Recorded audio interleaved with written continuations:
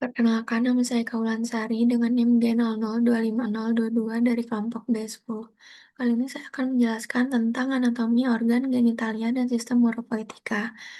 Laporan yang pertama adalah jelaskan anatomi penis, skrotum, dan testis. Jelaskan jalur perjalanan sperma dari testis hingga keluar menuju ostium uretra eksternum. Jelaskan kemungkinan perbedaan anatomi dan klinis dari keluhan pada skenario tersebut, terutama yang mengaruh ke torsio testis, varikokel, dan juga pembesaran prostat. Yang pertama adalah penis. Penis merupakan suatu organ terbentuk tubuler. Penis juga merupakan alat kopulasi pria yang homolog dengan glans klitoris pada wanita. Penis terdiri dari dua pars, yaitu pars fixa dan juga pars libera.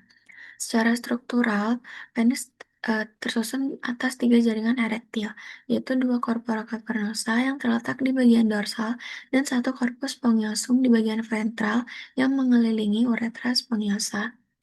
Corpora cavernosa dilapisi oleh tunickel bugina yang tebal dan kuat dan juga mengandung ruang-ruang sinusoid vaskular. Kedua corpora cavernosa dipisahkan oleh septum penis. Sementara itu, corpus spongiosum memiliki tunickel bugina yang lebih tipis dan berlanjut ke distal membentuk glans penis. Lapisan penunjang penis meliputi fascia profunda penis dan fascia superficialis dan juga kulit yang tebal dan fleksibel. Vaskularisasi penis berasal dari arteri pudenda interna dengan cabang utama yaitu arteri dorsalis penis, arteri profunda penis, dan arteri bulbi penis. Drainase vena melalui vena dorsalis profunda penis menuju plexus venosus prostaticus serta vena dorsalis superficialis ke vena pudenda interna.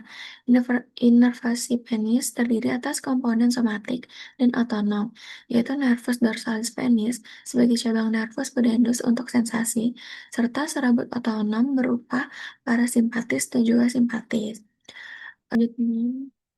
Selanjutnya adalah skrotum. Skrotum merupakan kantung kulit yang membungkus testis dan berasal dari perkembangan dinding abdomen. Lapisan skrotum dari luar ke dalam terdiri atas kulit tunica dartos, fascia spermatica externa, fascia cremasterika, dan otot cremaster, fascia spermatica interna, dan tunica vaginalis. Di dalam skrotum terdapat funiculus spermaticus yang berisi ductus deferens, arteri testicularis, plexus piniformis, pembuluh limfatik, dan juga syaraf. Vaskularisasi skrotum berasal dari arteri pudenda eksterna dan arteri pudenda interna, sedangkan aliran vena mengikuti jalur arteri tersebut. Inervasi skrotum bagian anterior berasal dari nervus ilingoinguinalis, sedangkan bagian posterior dari nervus pudendus dan nervus cutaneus femoris posterior. Selanjutnya adalah testis. Testis merupakan struktur yang homolog dengan ovarium pada wanita, terletak di dalam skrotum dan terdapat sepasang. Testis sebelah kiri lebih rendah dari testis kanan karena funiculus spermaticusnya lebih panjang. Testis juga dilapisi oleh tunickel bugina yang membentuk septa dan membagi testis menjadi lobulus-lobulus. Setiap lobulus mengandung tubulus seminiferus yang merupakan tempat pembentukan sperma.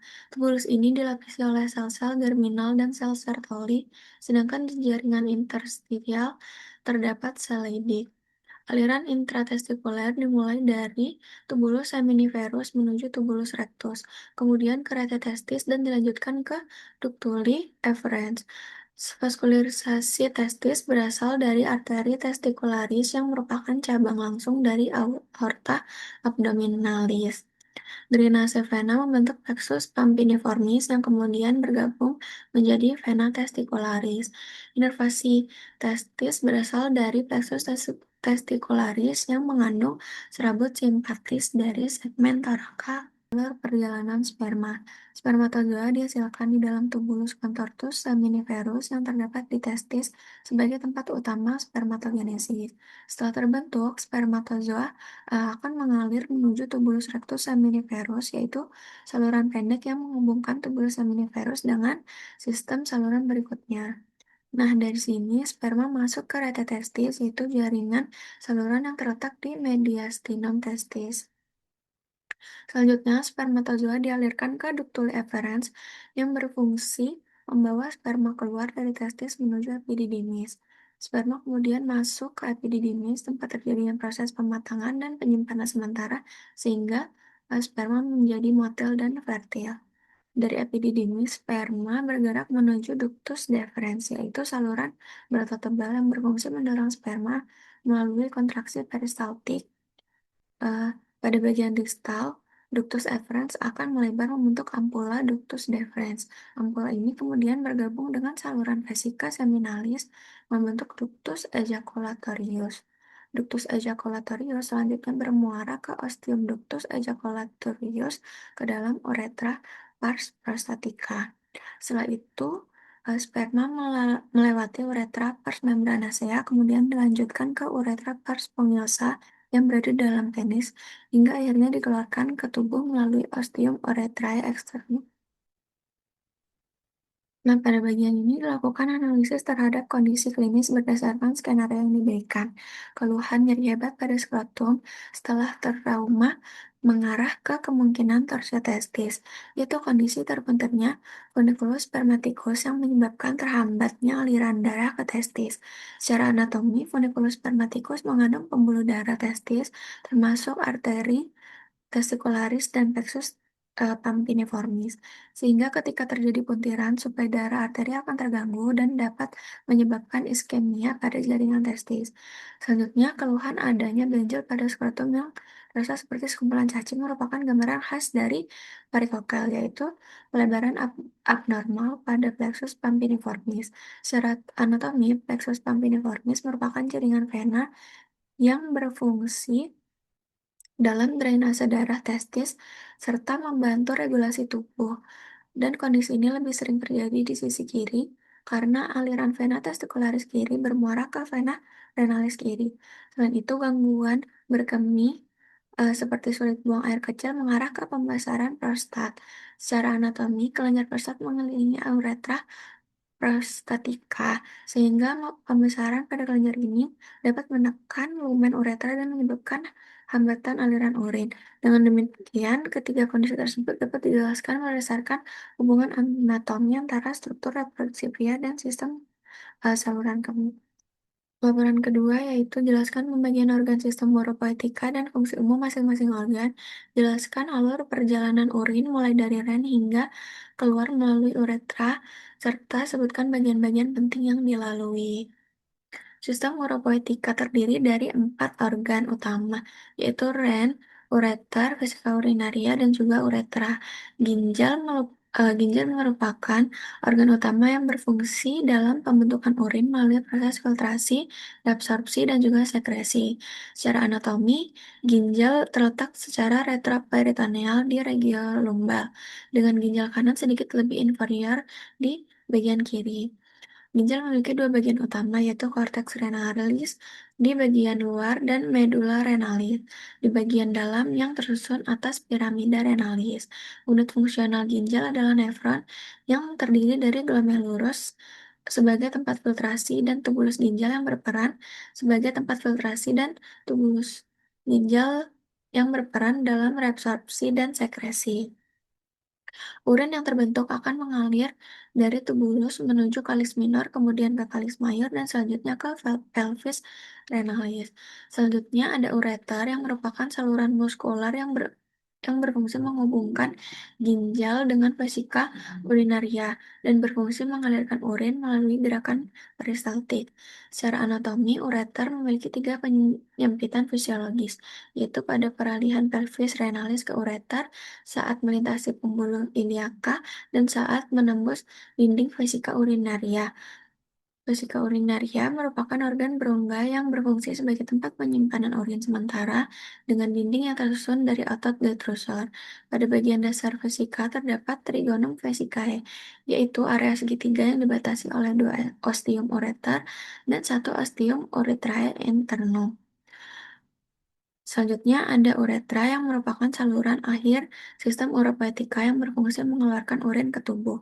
Dan pada pria terbagi menjadi uretra prostatica, uretra membranacea, dan uretra spongiosa, yang masing-masing memiliki karakteristik anatomi tersendiri. Selanjutnya adalah alur perjalanan urin. Urin pertama kali dibentuk di dalam nefron yang terdapat di ginjal. Kemudian hasil filtrasi akan mengalir melalui sistem tubulus dan dikumpulkan melalui kalix minor, selanjutnya ke kalix mayor, dan kemudian ke pelvis renalis. Nah, dari pelvis renalis, urin kemudian dialirkan ke ureter, yaitu saluran muskular yang mendorong urin menuju vesika urinaria melalui gerak peristaltik.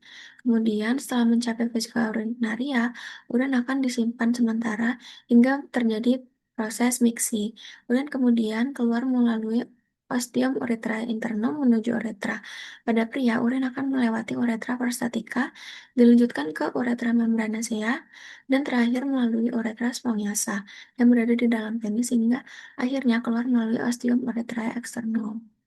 Dengan demikian, alur perjalanan urin secara beruntun adalah nefron, kalis minor, kalis mayor, pelvis renalis, ureter, vesika urinaria, uretra, hingga keluar dari tubuh. Laporan yang ketiga adalah jelaskan dasar pelvis dan perineum termasuk diafragma pelvis, membrana perineis, spasium perineum profundum, serta pembagian regio urogenital dan regionalis. Jelaskan hubungan anatomi pelvis dengan kondisi klinis skenario terutama mengenai perbedaan pelvis pria dan wanita bidang Hodge dan episiotomi. Yang pertama adalah pelvis bagian bawah dibentuk oleh struktur yang disebut diafragma pelvis, yang merupakan lapisan otot utama yang menyokong organ-organ pelvis seperti vesika urinaria, uterus, dan juga rektum. Diafragma pelvis ini terutama tersusun dari otot levator ani yang terdiri dari pubo coccygeus, pubo rectalis, dan juga iliococcygeus, serta otot coccygeus. Secara fungsi, levator ani berperan penting dalam menopang organ pelvis, menjaga konsistensi urin dan feses. Di bawah diafragma pelvis terdapat struktur yang disebut membrana perineum, yaitu lapisan fascia tebal yang menutup bagian anterior dari outlet pelvis dan menjadi tempat perlekatan otot-otot perineum. Membrana ini membagi ruang menjadi dua, yaitu bagian atas sebagai spasium perineum profundum dan bagian bawah sebagai spasium perineum superficial. Spasium perineum profundum berisi struktur penting seperti sphincter urethra externus atau transversus perineum profundus, serta pada wanita terdapat bagian dari ureter dan vagina. Sedangkan spatium perineum superficial berisi otot-otot seperti bulbus spongiosum, ischiocavernosus, dan transversus perineum superficialis, serta struktur erektil seperti bulbus vestibuli pada wanita.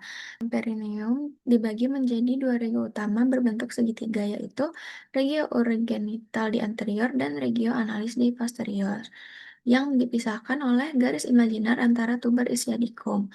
Regio urogenital berisi organ urogenital seperti uretra dan vagina pada wanita, serta otot-otot yang berperan dalam fungsi seksual dan mixi. Sementara regio analis berisi kanalis analis dan sphincter ani externus yang berperan dalam kontrol defekasi. Titik penting pada perineum adalah korpus perineal, yaitu struktur fibromuskular di tengah perineum yang menjadi tempat perlekatan berbagai otot, sehingga sangat penting dalam menjaga stabilitas dasar pelvis dan sering mengalami tekanan besar saat persalinan.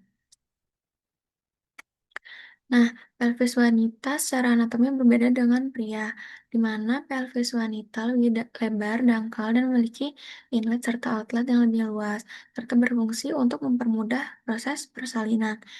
Nah, selanjutnya adalah bidang Hodge, yaitu garis imajiner yang digunakan untuk menilai penurunan kepala janin di dalam rongga pelvis. Bidang Hodge 1 yang ditarik setinggi aditus pelvis 2, bidang Hodge 2 yang ditarik melalui tepi bawah simfisis osis pubis dan sejajar dengan bidang Hodge 1.